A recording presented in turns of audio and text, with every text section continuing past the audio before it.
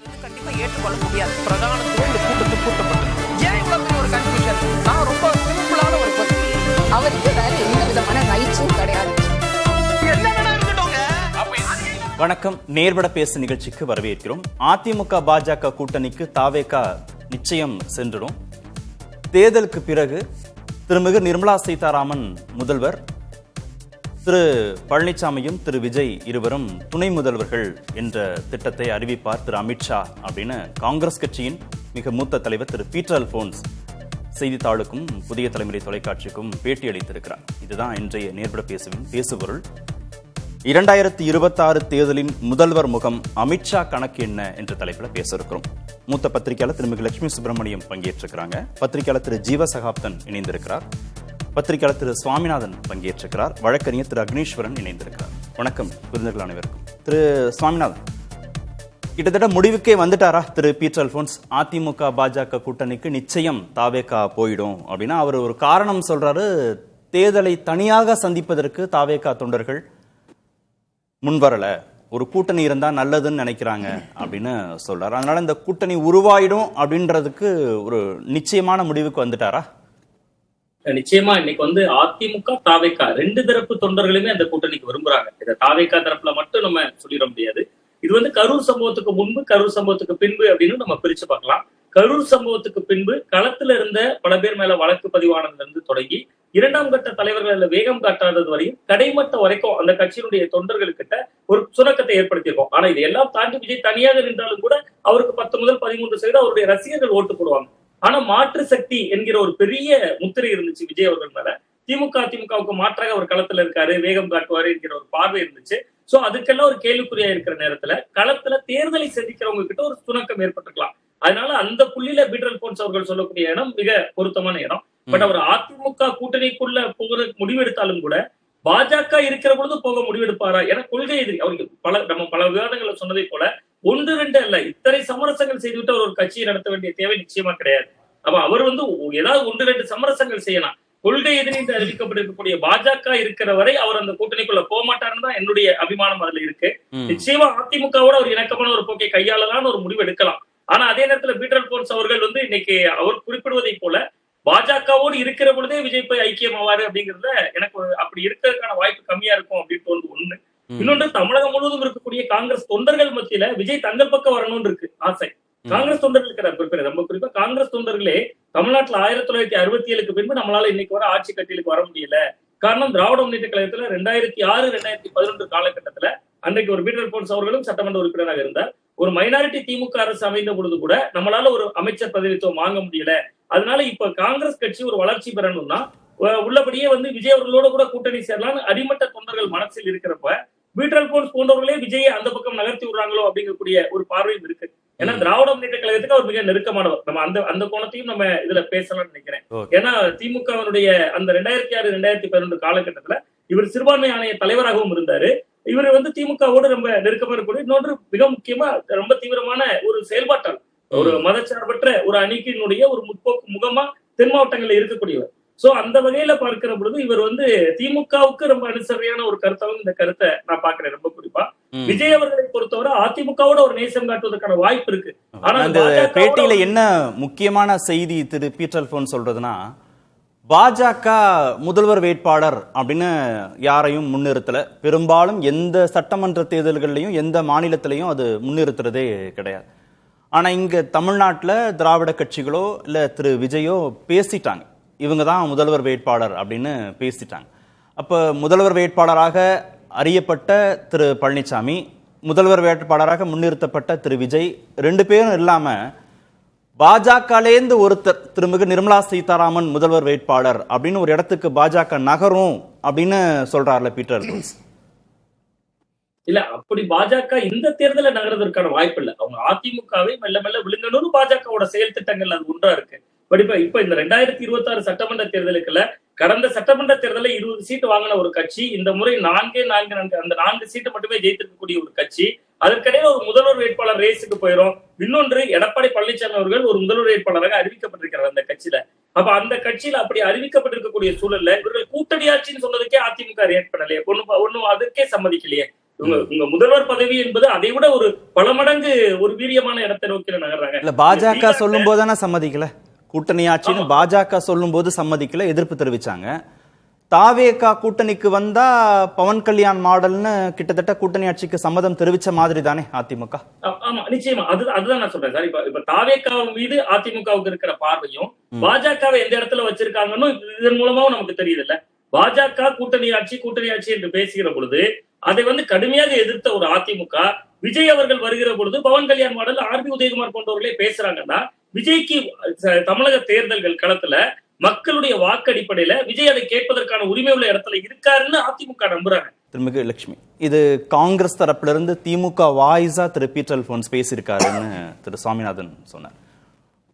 அதிமுக பாஜக கூட்டணிக்குள்ள ஒரு குழப்பத்தை ஏற்படுத்தக்கூடிய ஸ்டேட்மெண்டா அப்படி புரிஞ்சுக்கணுமா? அதை இதுல திமுகனுடைய வாய்ஸா அவர் பேசுறாரா இல்லையான்றதை விட காங்கிரஸ் கட்சி தரப்புல ராகுல் காந்தி விஜய் அவர்களோட ஒரு பேச்சுவார்த்தை பேசினாரு, போன்ல பேசினார் அந்த கரூர் சம்பவத்துக்கு பிறகு.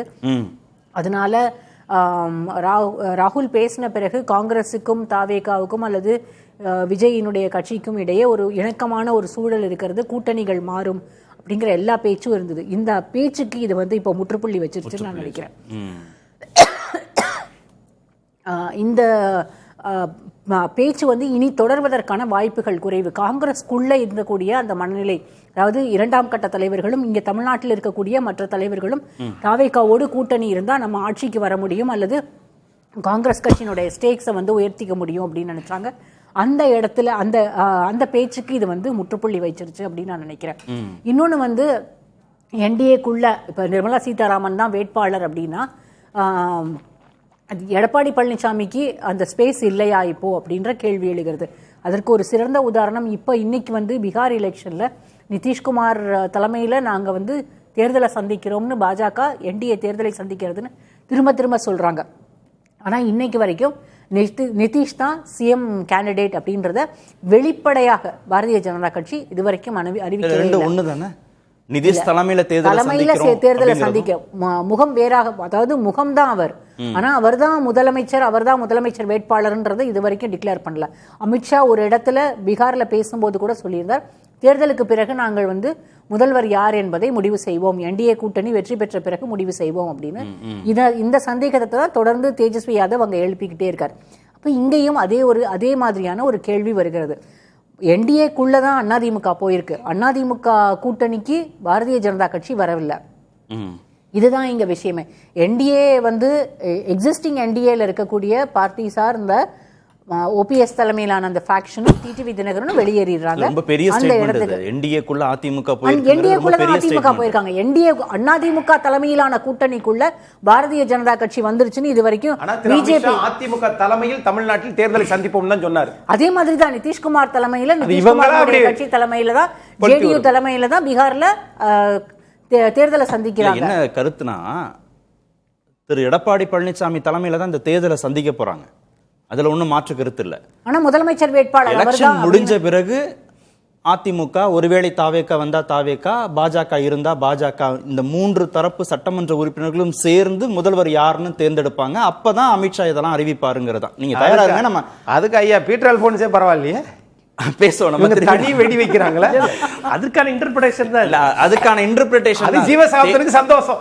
தேர்தலை திரு எடப்பாடி பழனிசாமி தலைமையில தான் சந்திப்பாங்க, அதுல ஒன்றும் வருத்தப்பட வேண்டியது இல்லை. சரி, அதிமுக தலைமையில தான், அதிமுக தான் இருக்கிறதுலே லார்ஜஸ்ட் பார்ட்டி தமிழ்நாட்டில்.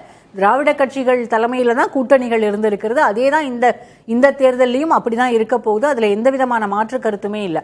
அதிமுக தலைமையில தான் இங்க இருக்கக்கூடிய கூட்டணி இருக்கும். ஆனா என்டிஏக்குள்ளதான் அதிமுக இப்போ வரைக்கும், ஏன்னா போன எலெக்ஷன்ல வெளியில வந்துடுறாங்க. கிளாரிஃபை பண்ணாரு எடப்பாடி பழனிசாமி, பாஜக கூட்டணி, பாஜகவோட சில கட்சிகள் கூட்டணியில இருக்கு. மீண்டும் அதுக்கான கிளாரிபிகேஷன் அவர் கொடுத்துக்கிட்டே இருந்தாலுமே அதிமுக தொண்டர்கள் மத்தியிலேயே இதற்கு இன்னும் அவங்களுக்கான அந்த அக்செப்டன்ஸ்குள்ளேயே அவங்க இன்னும் வரல. அப்படி அவ்வளவு பெரிய கூட்டணியை கட்டமைத்திருக்கக்கூடிய பிஜேபியோட இருக்கக்கூடிய கூட்டணி, நாங்க என்டிஏக்குள்ள போகல, எங்க கூட அவங்க வந்திருக்காங்க, இது வெற்றி கூட்டணி எல்லாம் அப்படின்னு சொல்லக்கூடியவர் விஜய் எண்ணி எங்க கூட்டணிக்கு வந்துருவாரு, அங்க கொடியெல்லாம் தெரியுது பாருங்க, பிள்ளையார் சொல்லி போட்டாச்சு, இப்படி எல்லாம் பேச வேண்டிய அவசியம் என்ன? புதிதாக கட்சி தொடங்கி இருக்கக்கூடிய ஒரு நடிகர் வந்துதான் அதிமுக மீண்டும் ஆட்சிக்கு வர வேண்டும்ங்கிற கட்டாயத்தில் இருக்கிறதா? ஒரு மெகா கூட்டணியை அமைப்போம்னு 2024 இருந்து சொல்றாங்க. இன்றைக்கு வரைக்கும் அதிமுகவால் அந்த மெகா கூட்டணியை அமைக்கவே முடியல. மற்ற இன்னொரு கூட்டணியில் இருக்கக்கூடிய கட்சிகள் வெளியேறும், தங்களோட அந்த கூட்டணிக்கு வரும் அப்படின்னு நினைச்சுக்கிட்டு இருந்த சூழல்ல கூட இன்னைக்கு பாமகவும் இந்த கூட்டணியில இருக்கா இல்லையான்னு தெரியல. ஏன்னா அவங்களும் பிளவுபட்டிருக்காங்க. தேமுதிக கூட்டணியில் இல்லை, அவங்க ஜனவரியில தான் சொல்லுவேன்னு பிரேமலதா சொல்லிட்டாங்க. அப்போ இன்றைக்கு இருக்கக்கூடிய சூழல்ல எடப்பாடி பழனிசாமி அவர்களுக்கு வேறு வழி இல்லாமல் விஜயை எதிர்பார்த்து காத்திருக்கிறார். இது ஒரு பக்கம். இன்னொரு பக்கம் இந்த கூட்டணியில இருக்கக்கூடிய கன்ஃபியூஷன்ஸை எப்படி அதை வெளியில கொண்டு வரலாம் அல்லது அதை இன்னும் முன்னிலைப்படுத்த முடியும் அப்படின்றத இன்றைக்கு பீட்டர் அல்போன்ஸினுடைய ஸ்டேட்மெண்ட் ரொம்ப தெளிவாகவே அதை செய்திருக்கிறது. காங்கிரஸ் கட்சி இந்த கூட்டணிக்கு வருவதற்கான வாய்ப்புகள் இருக்கிறது, அல்லது காங்கிரஸ் திமுக கூட்டணியிலிருந்து வெளியேறிவிடும், காங்கிரஸ் அல்லது தாவேகாவோடு கூட்டணிக்கு வந்துரும் அப்படின்ற எல்லா ஸ்டேட்மெண்ட்ஸ்க்கும் இன்னைக்கு பீட்டர் அல்போன்ஸ் பேசியிருக்கக்கூடிய இந்த பேச்சு ஒரு முற்றுப்புள்ளி வைத்திருக்கிறது. அதிமுகவும் தாவேகாவும் ஒன்னு சேரணும் அப்படின்னு அதிமுக விரும்பினாலும் சரி, இல்ல தாவேகா விரும்பினாலும் சரி, முதல்வர் வேட்பாளர் குறித்து அவங்க 2 பேருக்குள்ளேயும் இருக்கக்கூடிய பிரச்சனையை புரிஞ்சுக்க முடியுது. ஏன்னா 2 பேருமே முன்னிலைப்படுத்திருக்கிறாங்க தங்களுடைய கட்சி தலைவர்கள். புதுசா ஒருத்தரால பாஜக முன்னிலைப்படுத்தும் திரு பீட்டர் அல்போன்ஸ். எனக்கு தெரிந்து நிர்மலா சீதாராமன் அவர்கள் சிஎம் வேட்பாளரா இருக்கிறதுக்கான வாய்ப்புகள் மிக குறைவு. அவர் ஒரு பேரை சொல்லியிருக்கலாமே தவிர இங்கே பாரதிய ஜனதா கட்சியிலையும் தமிழ்நாட்டினுடைய முதல்வராக வேண்டும் என்று ஒரு ஆசையில இருக்கக்கூடியவங்க அல்லது அதற்காக ஒர்க் பண்ணக்கூடியவங்க நிறைய பேர் இருக்காங்க. அண்ணாமலை போன்றவர்கள் இருக்கிறார்கள், நயினார் நாகேந்திரன் போன்றவர்கள் இருக்கிறார்கள். இன்னும் சொல்ல போனா வானதி ஸ்ரீனிவாசன், தமிழிசை சவுந்தரராஜன், இவங்க எல்லாருக்குமே அது மாதிரியான எண்ணங்கள் உண்டு. அரசியல் இருக்கக்கூடியவர்கள் யாருமே அந்த மாதிரியான எண்ணங்கள் இல்லாமல் இருக்க முடியாது. அப்போ நிர்மலா சீதாராமன் அவர்கள் இன்றைக்கு மத்தியில் இருக்கக்கூடிய ஆட்சியில ரொம்ப மிகப்பெரிய ஒரு பொறுப்புல இருக்கக்கூடியவர். அவங்களுக்கு அந்த பிக் லீக், அதாவது பிரைம் மினிஸ்டர், அடுத்தது ஹோம் மினிஸ்டர், அதுக்கு அடுத்து இருக்கக்கூடிய இடத்துல இருக்கக்கூடியவரை இந்த இடத்துக்கு அவங்க மாற்றுவாங்களாங்கிறது ஒரு கேள்விக்குள்ளான ஒண்ணுதான். நாங்க நிர்மலா சீதாராமன் இல்லாமல் வேறு யாரையாவது கூட பாரதிய ஜனதா கட்சி, அதாவது அமித்ஷா தரப்புல நீங்க அடுத்தடுத்துக்கு விவாதத்தை நடத்துறீங்க. பாஜகலேந்து ஒருத்தர் கூட வாய்ப்பு இருக்குன்றீங்க. அண்ணாமலைக்கு அந்த கெப்பாசிட்டி இல்லையா? அவரை நீங்க முதல்வர் வேட்பாளர்னு ஏத்துக்க முடியாதா? போன தேர்தல்ல பாரதிய ஜனதா கட்சி கூட்டணி கிட்டத்தட்ட 18% வாக்குகள் பெற்றதற்கு அண்ணாமலையும் ஒரு முக்கிய காரணம். அவர் அந்த இடத்துல வச்சு பார்க்க கூடாதுன்னு எதுவும் பிரச்சனைகள் இருக்கிறதா பாரதிய ஜனதா கட்சிக்குள்ள, அல்லது அதிமுகவுக்கு எதுவும் பிரச்சனை? அதிமுகவுக்கு கட்டாயம் அண்ணாமலை இருக்கிறதுல பிரச்சனைகள் இருக்கிறது. ஆனா இன்னைக்கு இது பீட்டர் அல்போன்ஸுடைய ஸ்டேட்மெண்ட் தாவேகா காங்கிரஸ் கூட்டணி இல்லை அப்படிங்கறத அது அந்த பேச்சுக்களுக்கு ஒரு முற்றுப்புள்ளி வைத்திருக்கிறது. இன்னொரு ஒரு பெரிய குவெஸ்டின் மார்க்க கொடுத்திருக்கிறது. அதிமுகவுக்கு அந்த ஸ்பேஸ் இல்லையா அப்படின்ற இந்த 2 கேள்விகளையும். சாமிநாதன், இப்போ அதிமுக தாவேகா இடையேயான பிரச்சனை, முதல்வர் வேட்பாளர் யாருன்னு ஒரு சிக்கல் வருவதற்கான வாய்ப்புகள் இருக்குன்னு போன வாரத்துல விவாதம் பண்ணோம். அது யதார்த்தமாக அந்த கூட்டணி உருவானால் பாஜகவோட சேர்ந்தோ பாஜக இல்லாமல் சேர்ந்தாலோ இயல்பாகவே அந்த சிக்கல் வரும். அதுக்கு தான் அதிமுக தரப்புல இருந்தே பதில் சொல்றாங்க. கௌதமி என்ன சொல்றாங்கன்னா, தாவேகா வந்தாலும் திரு எடப்பாடி பழனிசாமி தான் முதல்வர் வேட்பாளர் அப்படின்னு சொல்லிட்டாரு. ஆர்வி உதயகுமார் பவன் கல்யாண் மாடலை ஏத்துக்கிட்டு நீங்க வாங்கன்னு சொல்லிட்டார். எப்போ 2 தரப்புக்கும் சிக்கல் இருந்தாலே இந்த அகாமடேஷனுக்குள்ள அதிமுக போகணும்னு நினைக்குது.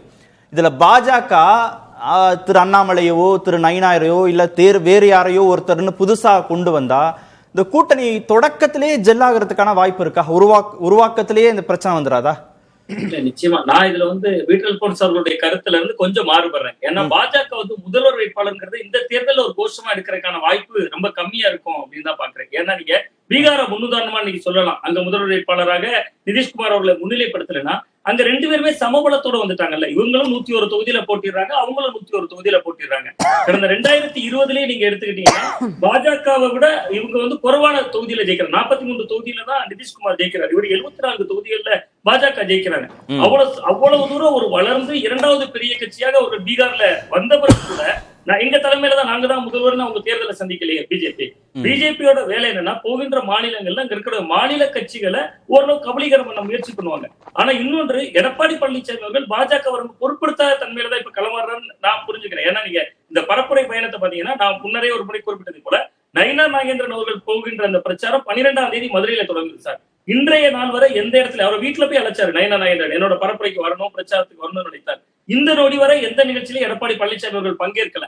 அந்த கூட்டணியை பொறுத்தவரை தாவேக்கா உள்ள வருவதா இருந்துச்சுன்னா அவர் பாஜகவை ஒரு வேண்டாம் என்று முடிவெடுக்கக்கூடிய இடம் நோக்கி கூட நகர்வார். இது அக்னி அண்ணன் அவர்கள் மறுக்கலாமா இருக்கலாம். பட் ஆனா இன்னொன்று சார், கடந்த சட்டமன்ற தேர்தலில் 20 சட்டமன்ற தொகுதிகள் தான் பாஜக ஒதுக்குனாங்க.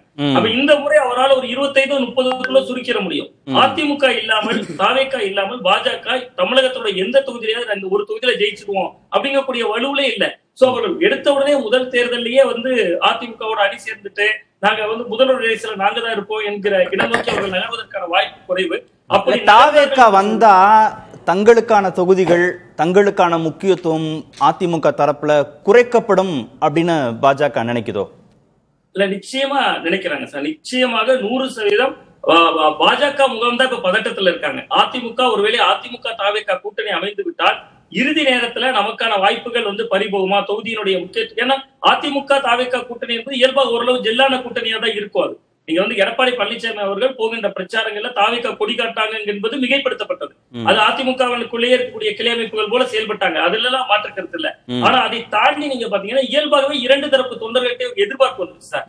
நேற்று வரைக்கும் அதிமுக வெற்றி பெறணும்னா ஓபிஎஸ் மீண்டும் சேர்க்கணும், டிடிவி தினகரனை மீண்டும் சேர்க்கணும், சசிகலா அவர்களை உள்ள கொண்டு வரணும், செங்கோட்டையன் அவர்களோட சமரசம் பேசணும் என்று நினைந்த அதிமுக தொண்டர்கள் இன்னைக்கு விஜய் வந்தா போதும் வெற்றி பெறலாம் என்கிற இடம் நோக்கி நகர்ந்திருக்காங்க. அப்ப பாஜக அதையும் கவனிப்பாங்கல்ல. இந்த இரண்டும் கூட்டணி அமைந்து விட்டால் எங்கே தங்களுடைய இருப்பு காலியாயிருமோன்னு கூட இன்னைக்கு பாஜக அச்சப்படுற இடத்துலதான் இருக்கும் அப்படின்னு நான் பாக்குறேன். நிச்சயம். ஓகே, திரு ஜீவா, முதல்வர் வேட்பாளர் யார் அப்படின்னு தீர்மானிக்கிறது கூட்டணியின் சிக்கல். அந்த கூட்டணிக்குள்ள இருக்கக்கூடிய கட்சிகள் பேசி ஒரு முடிவுக்கு வரக்கூடிய விஷயம். இது வேறு ஒரு கூட்டணியின் ஒரு முக்கியமான தலைவர் இப்படிலாம் அறிவிச்சிருவாங்க அப்படின்னு பேசுறது இருக்குல்ல, அது அந்த கூட்டணிக்குள்ள ஒரு பதற்றத்தை, ஒரு சமனற்ற ஒரு நிலையை உருவாக்குறதுக்கு அப்படிங்கிறது தானே புரிஞ்சுக்க வேண்டியதா இருக்கு.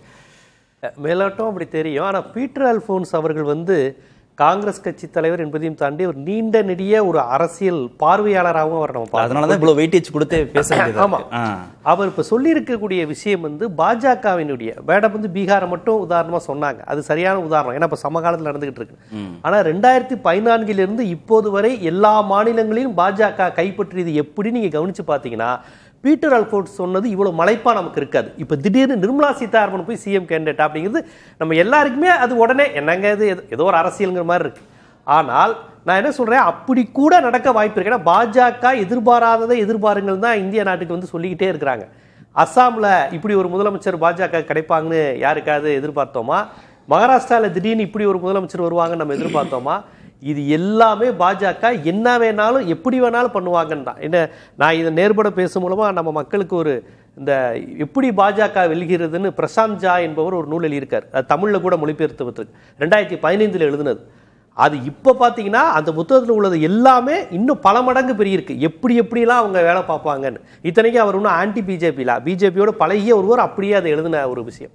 அந்த வகையில் பார்க்கும்போது அவர் என்ன சொல்றாங்கன்னா, பாஜக பிடியில தான் அதிமுகவே இருக்கு. அதைத்தான் அவங்க ரொம்ப சூசகமா ஒரு வார்த்தை சொன்னாங்க. என்டிஏ கூட்டணிக்குள்ளதான் எடப்பாடி கூட்டணிக்குள்ள அமித்ஷா இல்ல. அதை நம்ம ஒப்புக்கொண்டுதான் ஆகணும். அது அப்படி ஒரு நிலை இருப்பது எனக்கு வேதனையா இருக்கு. இல்ல, இது ஒரு திராவிட கட்சி ஒரு தேசியத்துக்குள்ள போய் மாட்டிக்கிச்சு, இந்துத்துவ கட்சியில மாட்டிக்கிச்சுன்னா வேதனையா சொல்றேன். ஆனா அதுதான் யதார்த்தம். என்னன்னா திரு ஜீவா, ஒரு 150 தொகுதிகள்ல பாஜக போட்டியிடுது, 40-50 தொகுதிகளில் அதிமுக போட்டியிடுதுன்னா என்டிஏ கூட்டணிக்குள்ள அதிமுக அப்படிங்கிறது பொருத்தமா இருக்கு. எப்படியும் 100-150 தொகுதிகளுக்கு குறையாமல் அதிமுக தான் போட்டி போட போது. 40-50 அதிகபட்சம் 60 தொகுதிக்குள்ளதான் என்டிஏங்கிற கூட்டணியில் இருக்கக்கூடிய கட்சி பாஜக உள்ளிட்ட கட்சிகள். ஒருவேளை தாவேக்கா வந்தா இந்த பெர்சன்டேஜ் கொஞ்சம் மாறலாம். 100 தொகுதிகளுக்கு மேல அதிமுக போட்டி போடும்போது என்டிஏக்குள்ள அதிமுக அப்படின்றதுக்கு வலு சேர்க்கக்கூடிய நீங்க அப்படியே எண்ணிக்கையை பாக்குறீங்க. எப்படி பார்த்தாலும் ஏடிஎம்கே தானே அதிக எண்ணிக்கைன்னு. ஆனா பாஜக கொடுக்கிற அபரிதமான எண்ணிக்கை இருக்குல்ல, அவங்களுக்கு 30 சீட்டே அதிகம் தானுங்க. 30-35 நாளே அதிகம். அவங்க இப்ப 50-40 அவங்களை இயல்பா ஊடகங்கள்ல விவாதங்கள்ல பேசுற அளவுக்கு அவங்க கொண்டு வந்துட்டாங்கல்ல. இதுவே பலவீனத்தை தானே காமிக்குது. இல்ல, பேசட்டும் கேட்கட்டும், ஆனா இறுதியா எத்தனை கொண்டு வந்து நிறுத்துறாரு எடப்பாடி பழனிசாமிங்கிறதான முக்கியம். ஆனா பாஜக என்னென்ன மாதிரிலாம் அதை கையாண்டுகிட்டு இருக்குங்கிறதான கவனம். ஏற்கனவே கோவில் தலங்கள் அனைத்தும் பாஜக கேட்பதற்கான எல்லா வேலையும் அங்கே நடந்திருக்குன்னு ஒரு தகவல் வருது. டெல்லிக்கெல்லாம் போகும்போது இந்த ஓபிஎஸ் டிடிவி தினகரன் நடக்கும் போதெல்லாம் ஒவ்வொரு முறையும் தொகுதிகள் குறித்தே அமித்ஷா பேசியிருக்காருங்கிறாங்க. கோவில் தொகுதிகள் அது முக்காவாசி ஏடிஎம்கே செல்வாக்கான தொகுதியா இருக்கு, அதை கொடுக்க முடியல அவங்களால. இந்த மாதிரியான எல்லா விதத்திலும் நிர்பந்திக்கிறாங்க. ஆனா எடப்பாடியினுடைய ஒரே டிமாண்டு ஓபிஎஸ் சேர்த்துறாதீங்க, டிடிவியை சேர்த்துறாதீங்க. ஸோ இதை மட்டும் அவர் முதன்மையா வைக்கும் போது பாஜக பாக்குது அதை மட்டும் வேணா நமக்கு இது பண்ணிட்டு மற்ற எல்லா விதத்திலையும் இவங்க நம்ம யூஸ் பண்ணிக்கலாம் தாங்க பாக்குது. இல்ல முதல்வர் வேட்பாளருங்கிற ஒரு பெரிய சமரசத்தை செஞ்சு அதிமுகவோ தாவேகாவோ பாஜக கூட்டணியில இருக்கணும்னு என்ன நிர்பந்தம் அது இப்ப கொண்டு வர மாட்டாங்க. பீட்டர் அல்போன்ஸ் போட்டு உடைக்கிறாரு, கல்லெறிகிறாரு, நீங்க என்ன வேணாலும் வச்சுக்கோங்க. After election after election Edappadi பேச்சை யார் கேட்க போறா? உங்களுக்கு ஒரு சிக்கலான ஒரு சூழலை வந்துருச்சு, ஒரு மாதிரியான அப்படி ஒரு நிலை வராதுன்னு தான் நான் நினைக்கிறேன். ஒருவேளை அப்படி ஒரு சூழல்லாம் வந்துட்டா உங்களுக்கு நிதிஷ்க்கு என்ன ஆச்சு? மாஞ்சிங்கிற ஒருவரை வச்சு நிதிஷை காலி பண்ணலையா அவங்க? மாஞ்சி இப்ப எங்க இருக்கிறாரு? பலரை உருவாக்குவாங்க, பலரை காலி பண்ணுவாங்க அவங்க. ஏங்க வேற ஒன்றும் இல்லை, யோகி ஆதித்யநாத் வந்து பிஜேபி டைரக்டா செலக்ட் பண்ண நபர் கிடையாது. யுவவாகினின்னு ஒரு அமைப்பை வச்சு அது ஒரு சமூக சேவகை அமைப்பு மாதிரி உருவாக்கி ஆர்எஸ்எஸ்னுடைய இன்னொரு பிராண்ட்ல உருவாக்கப்பட்டவர் தானே.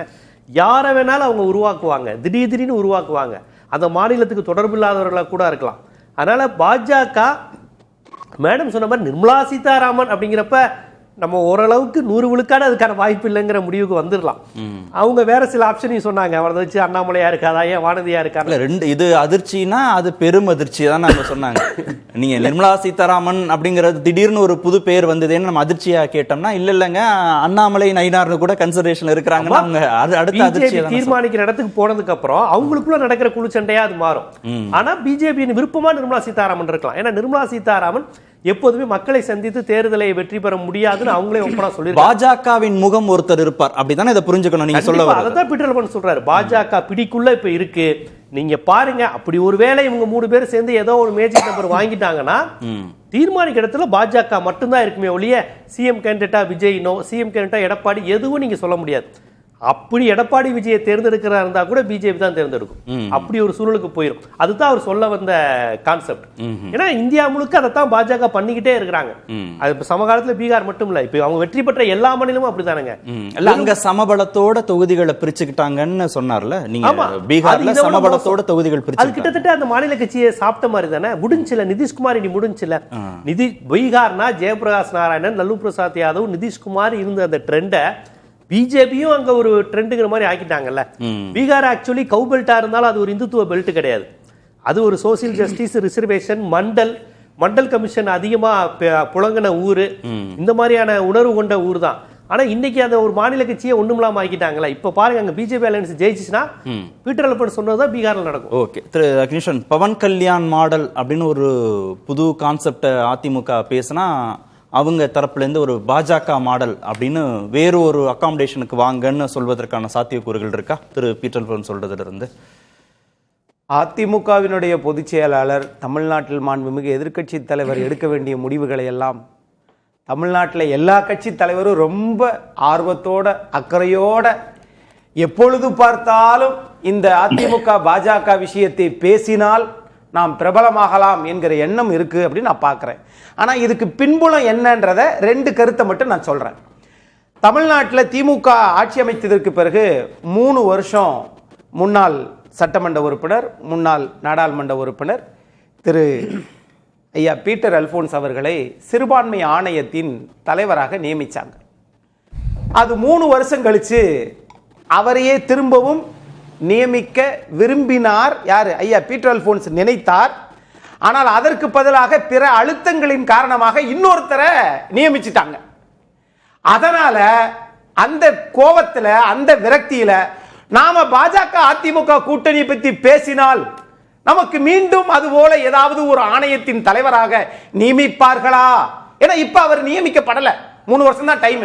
ஒரு நிமிஷம் இருங்க, நீங்க பேசுறதெல்லாம் சப்ஜெக்ட், ஜெயபிரகாஷ் நாராயண் பேசினா சப்ஜெக்ட், அக்னீஸ்வரன் பேசினா சப்ஜெக்ட் இல்ல, குறுக்க வந்து கெடுத்து விட்டுறணும். அதுதான் இவங்க சப்ஜெக்ட். 1. 2வது, இப்ப நடைமுறையில நம்முடைய காங்கிரஸ் கட்சியினுடைய தலைவர் திரு செல்வ பெருந்தகை அவர்கள் நம்முடைய செம்பரம்பாக்க ஏரிக்கு போயிட்டு வந்துட்டு அதை பேசிக்கிட்டே வருகிற போது அவர் மனதுக்குள்ள இருந்ததைத்தான் பேசினார், உள்ளதைத்தான் பேசினார். பேசினதை முன்னாடியும் பின்னாடி ஒருத்தர் கேமரா எடுத்து விட்டார். அதை எடுத்ததை வெளியில வந்துருச்சு. அதற்கு மாண்புமிகு திமுகவினுடைய அவை முன்னவர் எப்படி பதில் சொன்னார்னு தெரியும். ஆகவே காங்கிரசுக்கு ஏற்பட்ட இந்த சேதாரத்தை துடை தெரிய வேண்டும் என்றால் வாப்பா நம்ம ஒரு குண்டத்துக்கு போடுவோம். இத அம்மா நிர்மலா சீதாராமன் அவர்களே ஏத்துக்கொள்ள மாட்டாங்க. அவர் பேசுறத அண்ணாமலை நயினார் ஏத்துப்பாங்கல்ல? அவங்களே ஏத்துக்கிற மாட்டாங்கன்னா நிதி அமைச்சர் சார், பிரதமர், உள்துறை அமைச்சர், பாதுகாப்புத்துறை அமைச்சர், அதற்கு பிறகு நிதித்துறை அமைச்சர், இந்தியா முழுவதும் 10 ஆண்டுகளுக்கு மேல இருக்கிறாங்க. அவங்களே ஏப்பா உங்களுக்கு அரசியல் செய்வதற்கு நான் தான் கிடைச்சனான்னு நினைப்பாங்க. இல்ல, நிர்மலா சீதாராமன், அண்ணாமலை, நயினாருங்கிறது பெயர்கள் சார். அதெல்லாம் உங்க விருப்பம். நான் இதே கேள்வியை சார் நீங்க காட்டிய சார் சரியான புள்ளியை தொட்டுட்டீங்க. பாஜக முகம்ங்கிறது தான். ஒருவேளை 2026 திமுக வெற்றி பெறுவதற்கு வாய்ப்பு இல்லவே இல்லை. ஒருவேளை வெற்றி பெற்றால் ஐயா பீட்டர் அல்போன்ஸ் அவர்கள் தமிழ்நாட்டின் முதலமைச்சர் கூட வேணாம், ஏன்னா திமுக கண்ட்ரோல்ல தான் காங்கிரஸ் இருக்கு. துணை முதலமைச்சராவது ஐயா பீட்டர் அல்போன்ஸ் அவர்களை நியமிப்பார்களா? பதில் சொல்லுங்க. சொல்ல முடியுமா? நாங்க பேசின 4 பேர் விவாதத்துல 3 பத்திரிகையாளர்கள் 3 பேரும் நிராகரித்த மறுதலித்த ஒன்றை இன்னைக்கு பேசுறாங்கன்னா எதுக்கோ ஒரு விஷயத்துக்காக அவர்கள் அப்படியே பாம்பு படம் எடுக்குது. ஆனால் அது கொத்தினால் விஷம் இல்லை என்பது மக்களுக்கு தெரியும். இதனால ஒரு பிரயோஜனமும் இல்லை. பீட்டர் அல்போன்ஸ் பதவி ஆசைக்காக பேசுறாருன்னு விமர்சிச்சீங்க. செல்வ பிறந்தகை திமுக மேல இருக்கிற கோபத்துல பேசுறாருன்னு விமர்சிச்சீங்க. மடைமாற்றம் செய்வதற்காக சும்மா இருக்கிற அதிமுகவை கூப்பிட்டு வச்சு இவங்க தான் இது ஏற்புடையதா? இல்ல, அதை ரூல்ட் அவுட்டே பண்ணிடுவோம். அதை எடுத்துக்கவே வேண்டியதில்லை. ஆனா திரு அமித்ஷா முக்கியமான நாளிதழ்களுக்கு பேட்டி கொடுக்கும் போது அதிமுகவிலிருந்து ஒருவர் முதல்வராக தேர்ந்தெடுக்கப்படுவார் அப்படின்னு சொன்னதோ, கூட்டணி ஆட்சின்னு சொன்னதும், பாஜக ஆட்சின்னு சொன்னதும், என்டிஏ ஆட்சின்னு சொன்னதும் பல மேடைகளில் நம்ம இதே அரங்கில் விவாதிச்சிருக்கோம். மீண்டும் மீண்டும் அவங்க அதை தானே சொல்லியிருக்காங்க. பீகார்ல நடந்ததை இல்லை அதற்கு முன்பு மற்ற மாநிலங்கள் நடந்ததை உதாரணமாக எடுத்துட்டீங்கன்னா நம்ம இங்கே பேசுகிற சினாரியோ எப்பன்னா தேர்தலுக்கு பிறகு. ஒருவேளை அதிமுக, தாவேகா, பாஜக கூட்டணி வந்து ஆட்சி பொறுப்புக்கு வரக்கூடிய சூழலை வெற்றி பெற்றால் இந்த மாதிரி ஒரு அகாமடேஷனுக்கு போகும் பாஜகன்னு தேர்தலுக்கு பிறகான சூழலை தானே பேசுறாங்க. தேர்தலுக்கு முந்தைய சூழல்ல திரு எடப்பாடி பழனிசாமி தான் முதல்வர் முகமாக முன்னிறுத்தப்படுவார். அதுல ஒன்றும் மாற்று கருத்து இல்லை. நம்ம போஸ்ட் எலெக்ஷன் சினாரியோ பத்தி பேசிட்டு இருக்கோம். அதற்கு வாய்ப்பே இல்லைன்னு மறுதளிக்கிறீங்களான்னு கேட்கிறேன். நான் என்ன கேட்கிறேன், முதல்ல கூட்டணி அங்க வரட்டும்.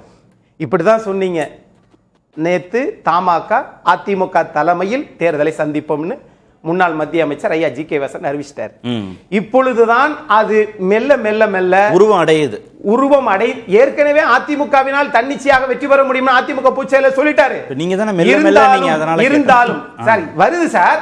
ஆனா இன்னைக்கு இருக்கக்கூடிய நிகழ்வுகளை நீங்க அடையாளம் காட்டாம தேர்தலுக்கு பிறகு அது அப்புறம் பார்த்துக்கலாம் சார். தாவேகா யாருடன் போகிறது, அது எங்க இருக்கிறது, ஏன் இன்னைக்கு அங்க போகல, எது திருவாரூருக்கு ஏன் போகல, கரூர்ல நடந்ததுக்கு முன்னாள் உச்சநீதிமன்ற நீதியரசர் அஜய் ரத்தோகி தலைமையில நடக்க போகுது. உண்மைகள் வெளிப்படும், மக்களுக்கு புலப்படும். யாருப்பா அதுக்கெல்லாம் காரணம்? அரசாங்கம் பொறுப்பு இல்ல, தாவேகா பொறுப்பு இல்ல. அப்ப யார்தான் பொறுப்பு? இவர்தான் பொறுப்பு என்ற ஒன்றை கண்டுபிடிக்க வேண்டியதுதானே உச்சநீதிமன்ற நீதியரசருடைய பொறுப்பு. ஆகவே இவைகளெல்லாம் காலங்கள் இருக்கு சார். இப்பயே நாம எப்பொழுது பார்த்தாலும் நாட்டில் நடக்கக்கூடிய பிரச்சனைகள் எல்லாம் விட்டு எப்பொழுது பார்த்தாலும் அதிமுக, பாஜக என்று தலைவர்களே அந்த இதுக்கு வந்துட்டாங்கன்னா நாங்க காங்கிரஸ் 67க்கு பிறகு நாங்கள் ஆட்சி அமைப்போம் என்று என்றைக்காவது காங்கிரஸ் சொன்னால் அது Royal salute to Congress. AIADMK தலைவர்களும் பேசுறாங்கல்ல. திமுக ஒருவேளை நான் இப்படி சொல்றேன் சார், அதிமுக தலைவர்கள் கூட்டணி குறித்து பேசவே இல்லைன்னா செல்லூர் ராஜு பேசுறாரு, ராஜேந்திர பாலாஜி பேசுறாரு, ஆர்பி உதயகுமார் பேசுறாரு. ஆமா, அவங்க கட்சி பேசுறாங்க. அவங்க கட்சியை பத்தி தானே பேசுறாங்க. காங்கிரஸ்ல யார் முதலமைச்சர், அண்ணன் செல்வ பெருந்தகையை துணை முதலமைச்சர் ஆக்குவீங்களா என்று யாராவது கேட்டாங்களா? ஆர்பி உதயகுமார் கேட்டாரா? பவன் கல்யாண் மாடல்னு பேசுனது விஜய பத்தி. எங்களுக்கு இணைஞ்சு நீங்க கூட்டணிக்கு வந்தா நாங்க மதிப்போம், இல்லைன்னா காலில் போட்டு மிதிப்போம்னு பேசுனது யாருன்னே தெரியல. செல்லூர் ராஜு தான் அதுக்கு விளக்கம் கொடுக்கணும். ராஜேந்திர பாலாஜி என்ன பேசியிருக்காருன்னா, எங்க கூட வந்தா விஜய்க்கு பாதுகாப்பு, இல்லைன்னா அதிமுக கூட்டணியுடைய வாக்குகள் குறைவதற்கான வாய்ப்பு இருக்குன்னு கூட்டணி தொடர்பாக தலைவர்கள் பேசிட்டே இருக்காங்க. அதிமுக தலைவர்கள் பேசிட்டே இருக்காங்க. அப்ப நம்ம விவாதத்துக்கு எடுத்துக்கலாம். யாராவது காங்கிரஸ் அடுத்து திமுக ஒருவேளை வெற்றி பெற்றால் இவர்தான் முதலமைச்சர், துணை முதலமைச்சர் காங்கிரஸ் வருவாங்கன்னு யாராவது சொன்னாங்களா? அங்க கிளியரா இருக்கோ ஒருவேளை அப்படின்னு நீங்க நினைக்கிறீங்க? அப்படின்னு நீங்க நினைக்கிறீங்க? கிளியரா இருந்தா இரண்டாவது முறையாக சிறுபான்மையின ஆணையத்தின் தலைவராக ஏன் ஐயா பீட்டர் அல்போன்ஸ் அவர்களை நியமிக்கவில்லை? அப்படின்னு ஏன் இரண்டாவது முறை நீங்க நியமிக்கலனா? முதல் முறை காங்கிரஸ் கூட்டணிக்கே நீங்க இது பண்ணாத போது, கூட்டணி ஆட்சிக்கே பங்கு பெறாத போது, ஆட்சி நிர்வாகத்தில் ஐயா பீட்டர் அல்போன்ஸுக்கு மட்டும் நீங்க ஏன் கொடுத்தீங்க? ஒருவேளை காங்கிரசும் திமுகவும் கூட்டணி பிரியவே பிரியாது. ஒருவேளை பிரிந்தால் காங்கிரஸ்காரர்களே பாதி பேர், ஒரு சில பேர் திமுகவுல போய் சேர்ந்துருவாங்க. இல்ல நீங்க இத பீட்டர் அல்போன்ஸ்ங்கற ஒரு தனிப்பட்ட நபரின் கருத்துக்குள்ள சுருக்குறீங்கல்ல? அதுதான் இன்னைக்கு தலைப்பு. அமித்ஷா கருத்துல இருந்து தானே அத பேசுறாங்க. எதன் அடிப்படையில்? அதனுடைய நீட்சி தானே. உளவுத்துறையா, மாநில உள்துறையா, உங்களுடைய உள்மனது ஆசையா? எதன் அடிப்படையில், எந்த ஆதாரத்தின் தரவுகளின் அடிப்படையில்? அமித்ஷா கருத்துல இருந்து. எந்த தரவுகளின் அடிப்படையில்? அவர் பேட்டி அடிப்படையில இருந்து. நிதியமைச்சர் நிர்மலா சீதாராமன் அவர்கள் முதலமைச்சர் ஆவார்கள் என்று சொல்லுவது எந்த தரவுகளின் அடிப்படையில்? அது ஒரு குறியீடு சார். அதான் சார், அதுதான் நான் கேட்டேன். அந்த குறியீடை தப்புங்கிறேன். அது ஏற்புக்கூடியதே இல்ல சார். இப்ப அதிமுக பெரும்பான்மையோட ஆட்சி அமைக்கும் என்று சொல்லுவது எங்கே? நீங்க லேச லேச இடையில இந்த நம்மளா தச்சு தச்சு தச்சு தச்சு ஒட்டி போட்டுக்கிறது மாதிரி எங்க? இந்த அரசியல் என்பது திமுகவினுடைய செயல்களை நியாயப்படுத்துவதற்காக கர்ணன் கவச கொண்டல மாதிரி அப்பக்கப்ப வந்து இந்த மாதிரி பேசிக்கிறாங்க. மக்கள் இதை ரசிக்கல. கரெக்ட். இல்ல அதிமுக பெரும்பான்மையோட ஆட்சி பொறுப்புக்கு வரும்ன்றதான் திரு எடப்பாடி பழனிசாமி மீண்டும் மீண்டும் எல்லா மேடைகள்லயுமே சொல்றார். அப்ப நீங்க பெரும்பான்மை தொகுதிகளில் போட்டிட்டாதான் பெரும்பான்மை இடங்களை வெற்றி பெற்று நீங்க ஆட்சி பொறுப்புக்கு வர முடியும். அதை பலவீனப்படுத்தக்கூடிய முயற்சியா திரு எடப்பாடி பழனிசாமியும் திரு விஜயும் துணை முதல்வர்கள்னா இவங்க ரெண்டு பேரையும் மைனர் பார்ட்னரா, பாஜக மேஜர் பார்ட்னரா இருக்கக்கூடிய சூழல் வருமா? அப்படி வந்து அதிமுக தனித்து ஆட்சி அமைக்கணும். ஏன்னா ஏற்கனவே ஆட்சி பொறுப்புல பல முறை ஆட்சி பொறுப்புல இருந்த கட்சி தனித்து ஆட்சி அமைக்கும், அதற்கு அந்த பலம் இருக்கிறது அப்படின்றதுல எந்த விதமான சந்தேகமும் கிடையாது. ஆனால் இன்றைக்கு இருக்கக்கூடிய சூழல்ல அதிமுகவினுடைய தலைமை இன்னைக்கு வந்து இந்த எல்லா ஸ்டேட்மெண்ட்ஸ், அதாவது அமித்ஷா பேசினதாகட்டும் அல்லது போன தேர்தலில் அண்ணாமலை அவர்கள் பேசினதாகட்டும், இப்போ அதிமுகவுக்குள்ள நடக்கக்கூடியது கூட்டணி நாங்கள் மெகா கூட்டணி அமைப்போம்னு சொல்றது, அந்த கூட்டணி அமையாமலே இருப்பது, அடுத்தது விஜய் வந்து தாவேகா கொடி பறக்குதுன்றதை வச்சு விஜய் எங்கள் கூட்டணிக்கு வந்துருவாரு, இப்படி எல்லாமே பேசுறது வந்து அந்த தலைமையை வந்து ரொம்ப பலவீனப்படுத்திருச்சு அப்படின்னு தான் நான் நினைக்கிறேன். தனித்து வெற்றிங்கிற அந்த இதுல உங்களுக்கே சந்தேகம் வந்துருச்சு. அதுல வந்து அது தனித்து வெற்றிங்கிறது அதிமுகவுக்கு சாத்தியம் இல்லைன்னு யாருமே சொல்லல. ஏன்னா அதிமுக தமிழ்நாட்டில் கடந்த 50 ஆண்டுகளில் அதிக நாட்கள் அல்லது அதிக டேர்ம்ஸ் வந்து பொறுப்புல இருந்த ஆட்சி பொறுப்புல இருந்தவங்க.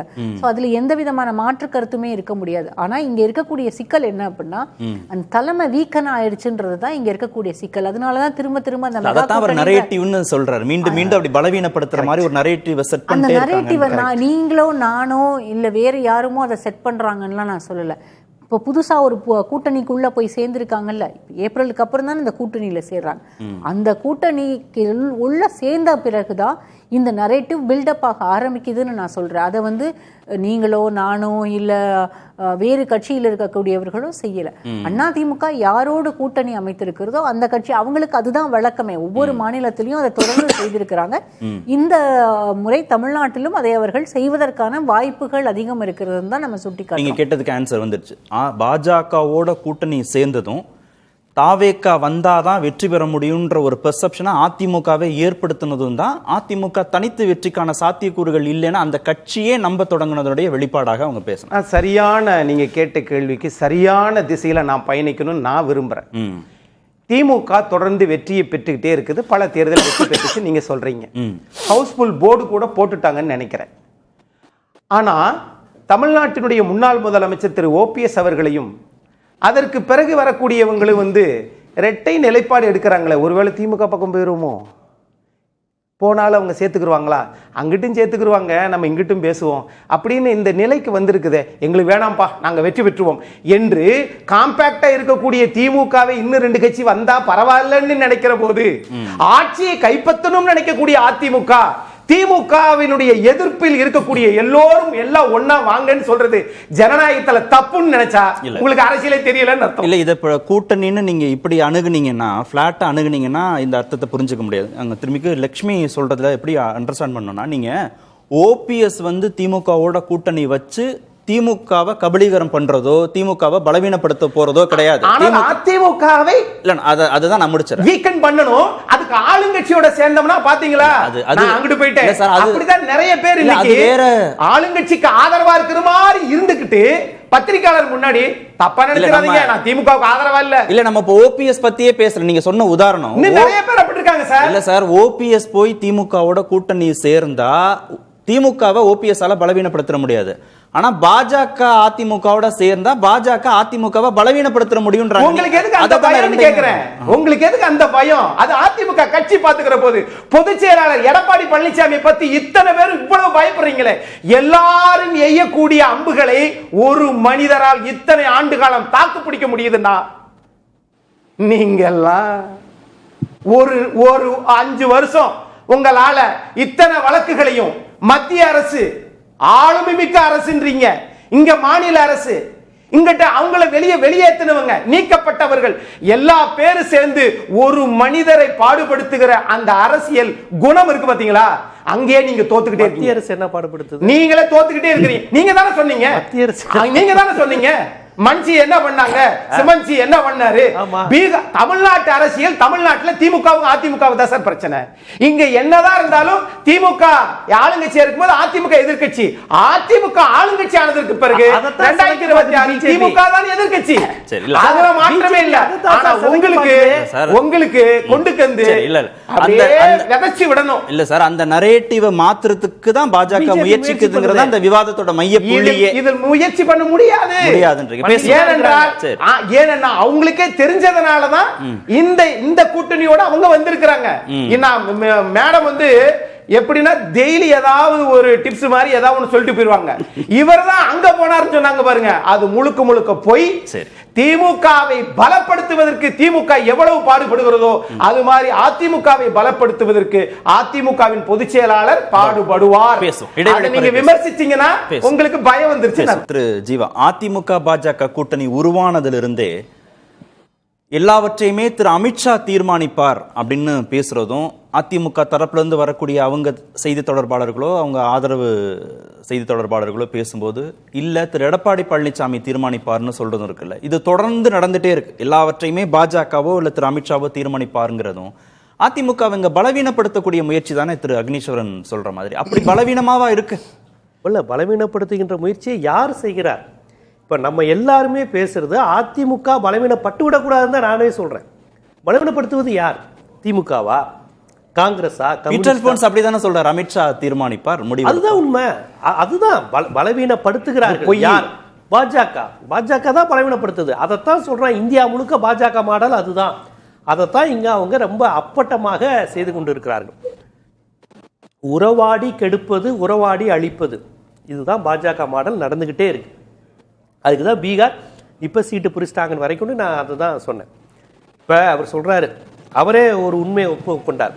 திமுக ஒரு பக்கம் அடிக்குது, பிரிஞ்சு போனவங்களை எதிர்கொள்ள வேண்டியது இருக்கு, அடிக்குது நடிக்குது. மத்திய அரசு வேற எங்களை இது பண்ணுதுங்கிறார். எனக்கு நான் அப்போ தான் கேட்டேன், மத்திய அரசு உங்களை என்ன பண்ணுது அப்படின்னு. அதைத்தான் மற்றவங்க சொல்லிக்கிட்டு இருக்கிறாங்க. சென்ட்ரல் கவர்மெண்ட்டும் அவரை பாடாப்படுத்துது, இங்கே இருக்கக்கூடிய ஒன்றிய அரசும் அவரை இயக்குது. அதைத்தான் அவரே சொன்னார். எங்களை அவங்களும் அந்த பக்கமும் எங்க பிரச்சனை இருக்கு, அவங்களும் எங்களை கண்ட்ரோல் பண்றாங்க, திமுகவும் அடிக்குது. நான் சொல்லாத சொல்லார் சார், நான் அப்படியே மத்திய அரசும் அடிக்குதுன்னு சொன்னீங்க. அது குறுக்கிட்டார் அவரே. அப்ப சொன்னேனா இல்லையா? அப்ப அதுதான் நடக்குது. அவங்க முழுக்க கையில் எடுக்கிறாங்க. என்டிஏ கூட்டணிக்குள் எடப்பாடிங்க எங்க அவர் சொல்லுங்க, எடப்பாடி கூட்டணியில் பாஜகன்னு சொல்லுங்க பாப்போம். அதிமுக கூட்டணியில் பாஜக, அது ஒரு அதாவது அல்ல, அப்படி ஒரு விஷயத்தை நரேட்டிவ் அவங்க சொல்லவே இல்லையே. எடப்பாடி முதலமைச்சர் வேட்பாளருங்கிறதையும் அழுத்தி சொல்லல. எடப்பாடி தலைமையில் தான் நாங்கள் இருக்கிறோம்னு பாஜக தலைவர்கள் சொல்லல. திமுக காங்கிரஸ் உள்ள எந்த கூட்டணி கட்சியாது நாங்கள் திமுக தலைமையில் இருக்கிறோம் என்று சொல்வதில் ஒரு சின்ன தயக்கம் காட்டியிருக்காங்களா? ஏன்னா அங்க முழுக்க அவங்க வந்து அடுத்து துணை முதலமைச்சர் கொடுக்க போறாங்க. விசிகாவுக்கு ஒரு துணை முதலமைச்சர், காங்கிரஸ்க்கு ஒரு துணை அமைச்சர். அப்பனா அடிமையா இருப்பதை விட எதிர்கொள்வது மேல் நினைக்கிறேன். அப்படித்தானே? அதாவது சமரசத்தை ஏற்றுக்கொள்வதற்கு தயார். காங்கிரஸ் சமரசம் ஏற்றுக்கொள்ளும், அதிமுக ஏத்துக்கிறாரு. ஏங்க கூட்டணி நம்ம வந்து சுற்றுப்பிரயாணம் பண்ணுவோம், மக்களை ஏன் சந்திக்கணும்? இருங்க, ஒரு மாநில கட்சி தமிழ்நாட்டில் வலிமையா இருக்கு, அதில் நாங்கள் கூட்டணியில் இருக்கிறோம் காங்கிரஸ் சொல்வதில் யாருக்கும் எந்த அவமானமும் இல்லை. ஆனால் ஒரு தேசிய கட்சி நாங்க இந்த மாநில கட்சியின் கீழ் தான் கூட்டணியில் தான் இருக்கிறோம் என்று சொல்லவே மறுக்கிறார்கள். அதுவும் பெரிய கட்சி அதிமுக, ஒண்ணுமே இல்லாத கட்சி பாஜக. அதிமுக ஸ்ட்ரென்த்தோட ஒப்பிடும்போது பாஜக அதுல இருந்து ஒருத்தர் முதலமைச்சர் வருவாருன்னு சொல்றீங்களே, அப்ப எவ்வளவு பெரிய ஒரு தவறான செயல் அது. வன்மம் இல்லையா? அரசியல் வன்மம் இல்லையா? இல்ல என்ன அவங்க சொன்னாங்கன்னா, லட்சுமி மேடம் சொல்லும்போது 21% வைத்திருக்கக்கூடிய அதிமுக 18% வைத்திருப்பதாக நாடாளுமன்ற தேர்தலை தன்னை நிரூபித்து தான் அந்த கட்சி கூட்டணிக்கே வருது இல்ல. அப்ப 21% வச்சிருக்கிற அதிமுக டிமாண்ட் பண்ணும்போது முதல்வர் வேட்பாளர்னு 18% வைத்திருக்கிற பாஜக ஏன் டிமாண்ட் பண்ணாது அப்படின்னு கேட்டாங்க. அப்ப அதை நிரூபித்து காமிச்ச ஏன் அண்ணாமலையை முன்னிலைப்படுத்தக்கூடாதுன்னு கேட்டாங்க. தமிழ்நாட்டுல ஒரு தவறான அரசியலை நம்ம நிறைய ஊசி போட்டு ஏத்திக்கிட்டே இருக்கோம் சார். நடக்க போறது சட்டமன்ற தேர்தல் சார். இந்த சட்டமன்ற தேர்தல் 2021 நடந்துச்சு, அது மாநில பொது தேர்தல். அப்படின்னா அதுக்கே திமுகவுக்கு 3% தான் சார் வித்தியாசம். இப்ப 5 வருஷம் இந்த ஆட்சியில, திமுக ஆட்சியில மீண்டும் மக்கள் அதிமுகவை தான் கொண்டு வருவார்களே ஒழிய இந்த பிற கட்சி கூட்டணியில் நீங்க நின்றாலும் உங்களால் அது முடியாது. அந்த கட்டமைப்பு உங்களுக்கு இல்ல. ஆகையினால இதை சீர்குலைக்க வேண்டும் அப்படின்றதுக்காக எதையாவது ஒண்ணு சொல்லி விட்டுட்டு, இப்ப நான் கேட்கிறேன், ஆட்சி அதிகாரத்தில் பங்குன்னு திரு ஆதவர்ஜனா சொன்னார், கட்சியின் துணை பொதுச் செயலாளர். நீங்க அவர் திமுக ட்ரைனிங் எடுத்து தான் வந்தாரு. அதனால அங்க இங்க வந்தாரு. இங்க வந்தோடனே பொது தொழில நில்லுன்னு கேட்டாங்க, கொடுக்கல உடனே ஆட்சி அதிகாரத்தை பங்கு ஏன் கட்சியை விட்டு வெளியேற்றினீங்க? எப்பா நாம இங்கே கிடைக்காதுப்பா, நம்ம கூட கூட்டணியில இருந்துகிட்டு ஆளுங்கட்சியினுடைய ஆதரவுல நாம கட்சியை வளர்த்துக்கலாம் நினைக்கிற கட்சி அதிமுக கிடையாது. அத முதல்ல புரிஞ்சுக்கணும். இல்ல அதிமுகவே ஒத்துக்கிச்சு இல்லையா? எதுக்கு ஒத்துக்கிச்சு? பவன் கல்யாண் மாடல் துணை முதல்வருக்கு ஒத்துக்கிட்டு தாவேக வரணும்னு தான் ஆர்பி உதயகுமார் சொல்லிட்டாங்க. அங்க நடந்திருக்கு. இங்க எப்படின்றத பாப்போம். அது அவங்க பிரச்சனை இல்ல. பவன் கல்யாண் மாடல் என்ன, கல்யாண் சிங் மாடல் என்ன, உங்களுக்கு என்ன? அது அதிமுக தலைமையில சார் இது முடிவு பண்ணணும். ஆர்பி உதயகுமார் சொன்னது எது? அந்த மாடலை ஏத்துட்டு வாங்கன்னு. அது கட்சியினுடைய விருப்பம். அவங்க முயற்சி பண்றாங்க. அது முயற்சி நாளைக்கு வருதா இல்லையா பார்த்துக்கலாம். ஆனா நீங்க தேர்தலுக்கு பிறகு பொறுங்க சார், தேர்தலுக்கு பிறகு இப்படித்தான் நடக்கும், இப்படி எல்லாம் நடக்கும் சொன்னா நான் இப்படி கேட்கிறேன், திரு உதயநிதி அவர்களை நீங்க முதலமைச்சர் ஆக்குவீங்களா அப்படின்னு யாராவது அதிமுகவுல கேட்டாங்களா? சொல்லலையே. இங்க திமுக அதிமுக எதிர்ப்பு அரசியல் யாராவது கொண்டு வரட்டும். சரி, ஒரே ஒரு கேள்வி நீங்க குறுக்கிட்டீங்களே. இல்ல 3% தான் வித்தியாசம் இருந்தது 2021 சட்டமன்ற தேர்தல்ல. அப்படி அதிமுக பலம் பொருந்திய மீண்டும் ஆட்சி அமைக்கக்கூடிய இடத்துல இருக்கக்கூடிய அதிமுக இன்றைக்கு விஜய் போன்றவர்கள் கூட்டணிக்கு வர வேண்டும் அப்படிங்கிறதுல எதிர்பார்க்கிறது. அக்னீஸ்வரன் சொல்றாரு, திமுக எதிர்ப்பு மனநிலையில இருக்கக்கூடிய எல்லோரும் ஒன்று சேரணும் அப்படின்னு கேட்கிறாங்க. அதிமுக அவ்வளவு பலம் பொருந்திய ஒரு கட்சியாக இருந்திருந்தா இந்த 5 ஆண்டுகள்ல இத்தனை கூட்டணி மாற்றங்கள், இத்தனை கூட்டணிக்காக மெகா கூட்டணி அமைக்க வேண்டும்னு மீண்டும் மீண்டும் பேச்சு அப்படின்ற தேவையே இருந்திருக்காது. ஏன் அதை நோக்கி அதிமுக ஏதாவது ஒரு கூட்டணி கட்சி இத்தனை கோடி கொடுத்துச்சுன்னு ஏதாவது ஒரு ஆதாரத்தை லட்சுமி மேடம் சொல்லுங்க. நான் கூட்டணிக்காக எதிர்பார்க்கிறது குறித்து தான் சார். எதிர்பார்ப்பு அரசியல்ல யதார்த்தம் சார். எதிர்பார்க்கிறது தப்பு இல்ல. ஆனா உள்ள அடைச்சு வச்சு வண்டலூர் பூங்கா மாதிரி உள்ளுக்கு அடைச்சு வச்சு வெளியிலே போக முடியாத அளவுக்கு பண்ணிட்டீங்கன்னு வச்சுக்கோங்க. எந்த கட்சிக்காவது அதிமுக இவ்வளவு பணம் கொடுத்தது அதை தேர்தல் ஆணையத்தில் ஆவணம் ஏதாவது இருக்கா? நீங்க பண்றது அரசியல் ஜனநாயகம்.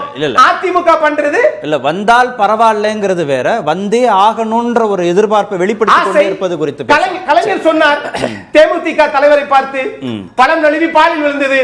அன்னைக்கு வந்தால் கலைஞரே எதிர்பார்த்தார், எடப்பாடி பழனிசாமி அவர்கள் எதிர்பார்க்க கூடாதா? திரு சாமிநாதன், இப்போ ஜீவாவும் லட்சுமி மேடமும் பேசுறதுல அதிமுக முன்பு மாதிரி பலமா இல்லைங்கிறதுனால பாஜக முதல்வர் 2 துணை முதல்வர்களுக்கு அகாமடேஷனுக்கு ஒத்து போக வேண்டிய இடத்துல அதிமுகவும் இருக்கு, தாவேகாவும் இருக்குன்னு புரிஞ்சுக்கணுமா? பாஜக என்ன சொல்லுதோ அதை 2 கட்சிகளுமே கேட்டே ஆக வேண்டிய இடத்துல 2 கட்சிகளும் இருக்காங்களா?